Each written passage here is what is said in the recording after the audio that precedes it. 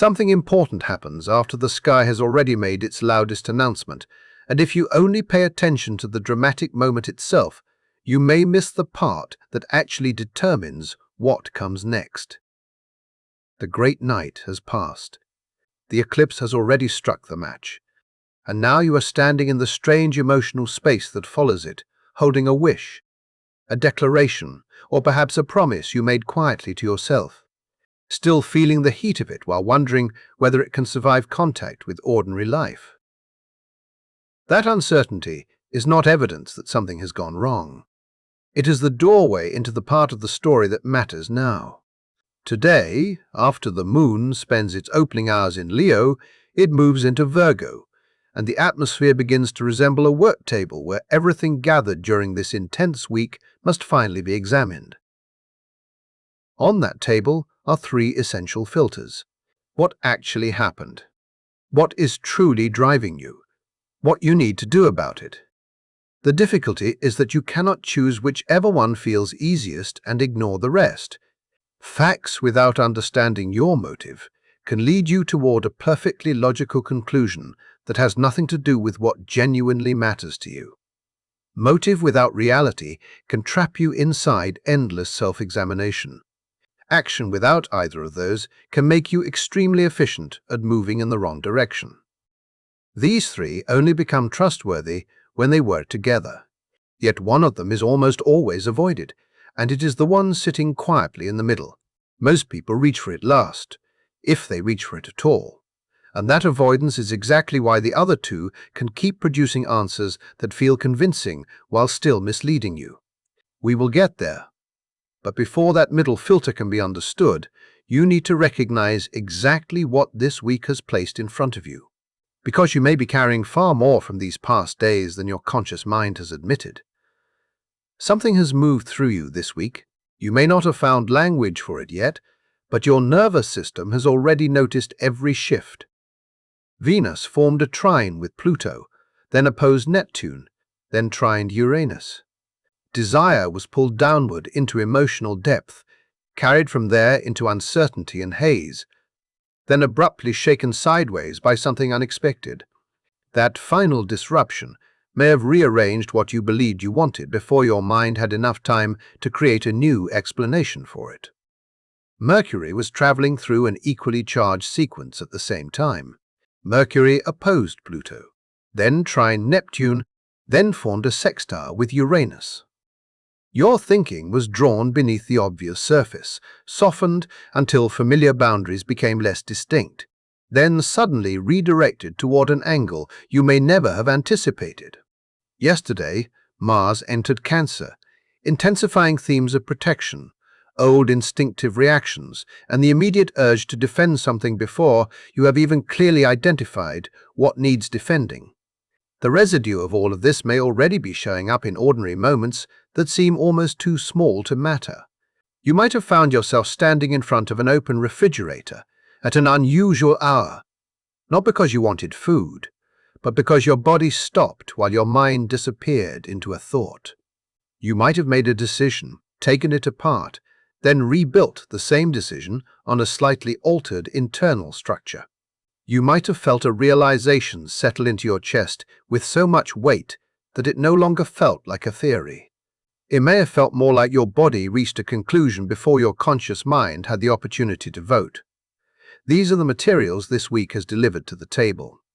Today's total solar eclipse in Leo set those materials on fire and announced a beginning that feels vivid, deeply personal, and almost completely untested. The harvest exists.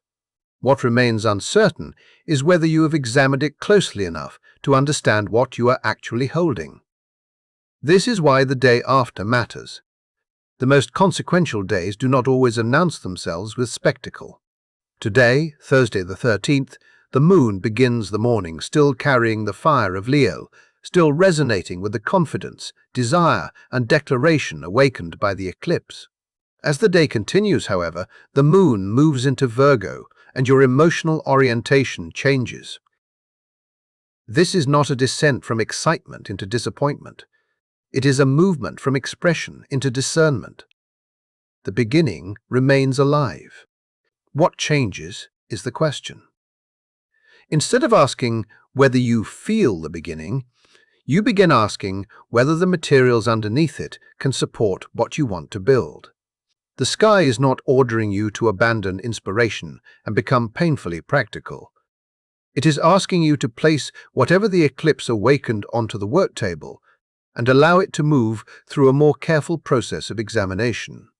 The eclipse brought in the harvest. Today's Virgo Moon places the sieves in your hands. Some of what passes through them may confirm exactly what you hoped was true. Some may reveal that a different kind of attention is necessary. Neither result is a failure.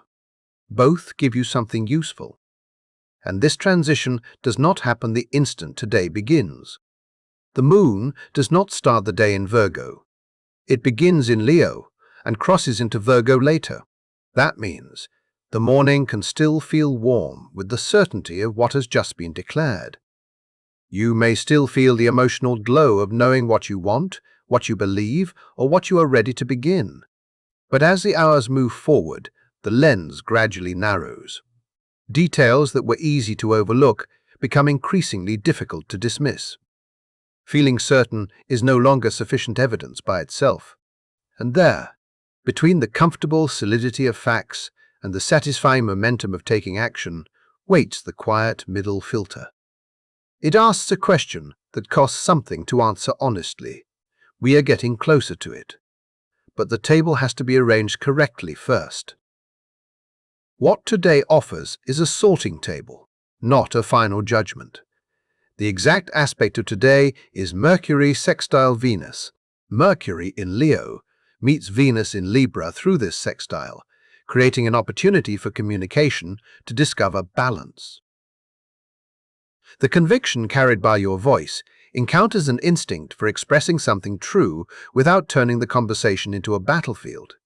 Mercury in Leo is not naturally interested in disappearing into the background. It wants to speak, proclaim, and make its position known. Venus in Libra is concerned with how those words arrive, with protecting what matters on both sides of an exchange, and with allowing the relationship itself to remain workable even when the subject is uncomfortable. Their sextile creates an opening for saying something important in a way that is appealing without stripping it of substance. It also allows kindness to be expressed honestly without turning kindness into avoidance. Under today's sky, that combination matters because another tension is operating beside it. The Sun stands with Mercury and Jupiter, all three in Leo. The larger story is still asking for magnitude, confidence, creative warmth, and the courage to allow yourself to be seen. Leo has not finished speaking. The declaration released by the eclipse is still echoing, and it still wants to be respected. Nothing about today extinguishes that fire. What changes is the emotional assignment that now appears alongside it. The Virgo Moon quietly begins rearranging your priorities. The question becomes less about what creates an impressive effect and more about what actually works. Less about what dazzles you at first sight and more about what remains convincing when you return for a second inspection. Imagine the launch celebration has ended and the lights have come back on. The product already exists in the world. Today is the first morning when someone finally sits down with the specifications, looks beneath the polished exterior, and checks whether the wiring can actually carry the load. Mars, newly arrived in Cancer, adds another emotional texture to this process. It brings a protective impulse that does not necessarily understand what it is protecting. Cancerian instinct can respond before conscious analysis catches up. It senses possible danger and reaches immediately for a shield, sometimes before the mind has determined whether the threat belongs to the present moment or to an old memory that has been activated again. Under Virgo's sorting lens, that instinct receives an opportunity to slow down enough to identify the specific concern instead of tightening defensively around an undefined shape in the darkness. This is why the distinction between a verdict and a sorting table matters so much. A verdict closes the case. Sorting keeps the process open. Today is not putting you on trial. It is asking you to inspect what is there. That difference changes your entire relationship with what you discover. When people believe they are being judged, they often hide evidence that threatens the conclusion they want. When they understand that they are working at a bench, they can spread the pieces out in front of them and calmly investigate which ones fit. Today's eclipse is the major event, and today does not need to compete with it. Yet in the practical reality of your life, in the choices you will carry into the coming week and the month that follows, this quieter and more precise day can become more useful than the spectacular moment that preceded it. The beginning has already announced itself. Today asks what that beginning is made from. There is no exact lunar trigger at the ingress. There is no dramatic aspect perfected by the moon at the exact moment it crosses into Virgo. What is revealed is subtler than that. The shift occurs in the way you direct attention.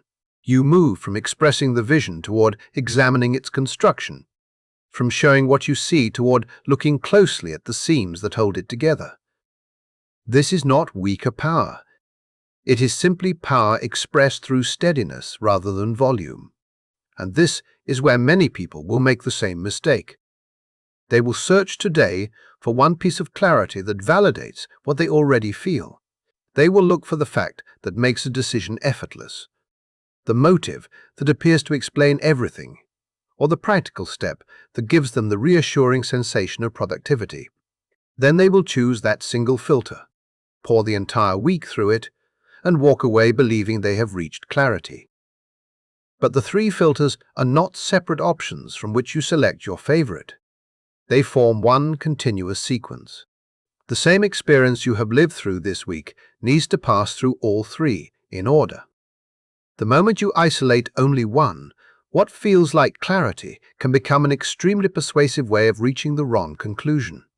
If you keep only the facts and refuse to examine what is motivating your interpretation of them, you can build an impressive case for an outcome.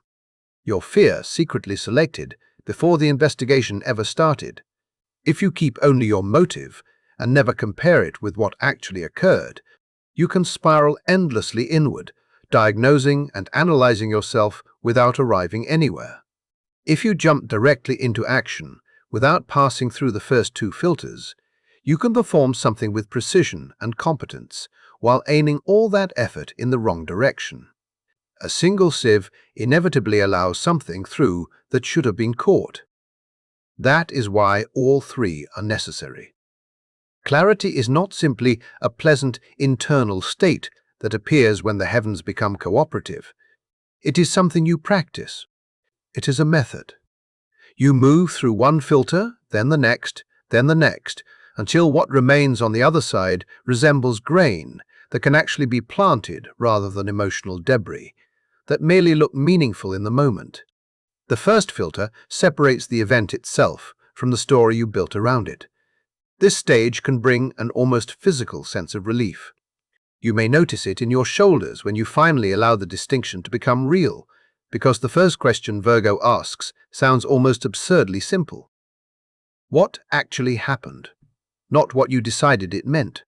Not what you believe it proves about you. Not what it supposedly reveals about another person.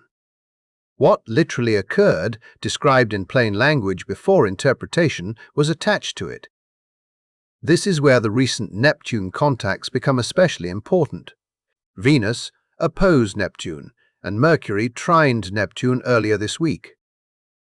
Those influences can soften the boundary between what you genuinely observed and what you hoped was happening. They can also blur the difference between the words another person actually used and the meaning you needed those words to contain. Neptune does not have to deceive you in an obvious way. Its effect can be much more subtle.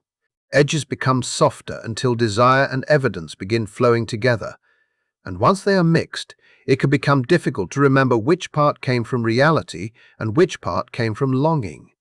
Virgo's first filter asks you to separate them again. Someone did not reply to you. That is an observation. Deciding that their silence proves you do not matter to them is a story constructed around that observation. Your balance is lower than you expected. That is observable. Declaring that you are completely ruined is an interpretation placed on top of the number. Your body has felt different recently. That is something you can notice. Building your own diagnosis from 2 search results and a surge of fear is not the same thing as observing what your body is doing. It is a story wearing the appearance of authority. Making this distinction is not cold, dismissive, or cynical. It is an act of compassion toward yourself because the story almost always weighs more than the fact that originally triggered it. Much of the suffering you carried this week may not have existed inside the event itself. It may have accumulated inside the layers of meaning placed over the event afterward. You assigned significance before checking whether the underlying evidence was strong enough to carry that significance. This is why the first filter can make your body soften, even when the facts themselves are uncomfortable. Facts are not automatically pleasant. Sometimes reality is painful. Sometimes it is awkward. Sometimes what happened is exactly what you hoped had not happened. But a difficult reality that has been named clearly is still lighter than a terror with no defined shape. The fog of this week was real. Yet the narratives your mind assembled while moving through that fog may have become heavier than the fog itself. Virgo's first gift is therefore not false reassurance. It is reduced ambiguity. Go back to the original message, instead of trusting the version your memory has repeatedly edited. Look for a pattern of behavior, rather than allowing one emotionally charged moment to become the entire case. When evidence truly does not exist, call the situation uncertain, instead of transforming uncertainty into a final conclusion. Allow intuition to point toward the question that deserves attention, then ask something observable to provide the answer. You are not being asked to destroy your instincts or distrust every feeling that arises. You are giving those instincts a stable surface on which they can stand. And once you have separated what happened from what you imagined it meant, the second filter becomes unavoidable. This is the filter that separates your real reason from the explanation you use to protect yourself from that reason. This is the quiet one in the middle of the table.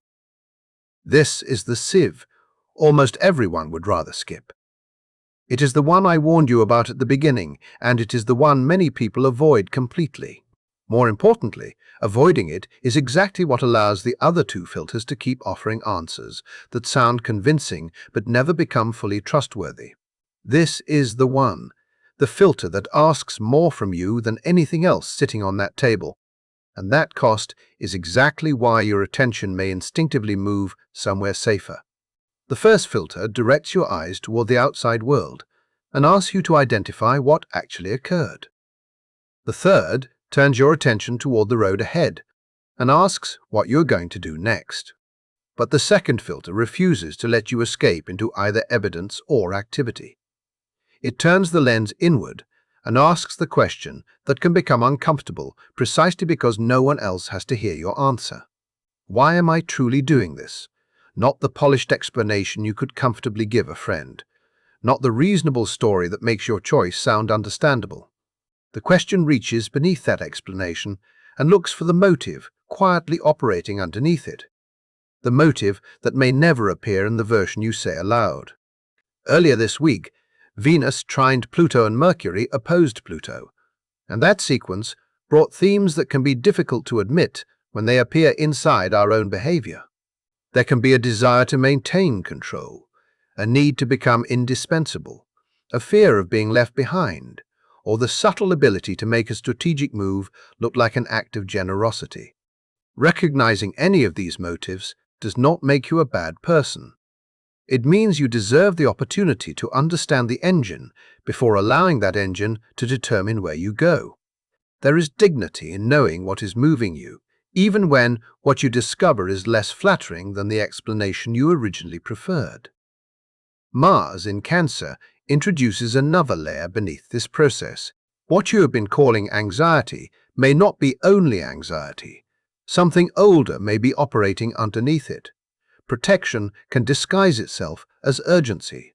An alarm stored in the body can suddenly present itself as if it belongs entirely to the present situation. Vigilance can become so immediate that you react before you have even looked carefully enough to identify what moved. You feel the need to protect, answer, fix, confront, withdraw, or secure something, and because the sensation is intense, the mind assumes that the situation itself must be equally urgent. This is where the middle filter becomes invaluable. Ask yourself whether you are solving the problem that actually exists, or trying to control how another person feels about you. Ask whether the urgency is being generated by what is happening now, or whether the present situation has accidentally touched something much older. Ask whether you genuinely want the truth, or whether you are collecting evidence for a conclusion you already prefer. Then, ask the question with the sharpest edge. Would I still make this choice if I did not need to appear impressive, innocent, or impossible to replace? If that question reaches somewhere sensitive inside you, do not rush to produce a clever answer. You do not need to resolve it immediately. The first important event is simply recognizing what it touched. Recognition comes before explanation. That is exactly why so many people bypass this middle stage. Looking honestly at facts requires courage. Following through on an appropriate action requires discipline. Looking directly at your own motive requires something even more expensive: honesty with yourself. If you skip that honesty, the first filter can become a tool for assembling evidence in support of a conclusion that an unconscious motive selected before you began looking at the evidence. Skip it again, and the final filter can turn action into a performance of competence aimed at an objective that was never the real objective. The middle sieve exists to keep both sides accountable. It does not feel fast. It rarely creates the immediate satisfaction of productivity. It may not even make you feel better at first, but without it, you can organize confusion so neatly that it begins to resemble clarity. With it, sorting becomes something much more truthful. Once you have carried the weight of that second examination, the third filter can feel almost merciful. Its energy is quieter, warmer, and more practical. You have already separated reality from the story surrounding it. You have already looked beneath your explanation and faced what may actually be motivating you. Now the question becomes much smaller than the dramatic part of your mind expects. What is the single next step that genuinely deserves to be taken? Today's Mercury sextile Venus is especially suited to this kind of movement. Mercury in Leo carries the confidence necessary to speak about what matters. Venus in Libra brings the balance needed to express it without creating unnecessary damage around the message. Their meeting shows that a conversation does not have to sacrifice care in order to remain honest, and it does not have to sacrifice honesty in order to remain considerate. Under the Virgo Moon, those two qualities can occupy the same space.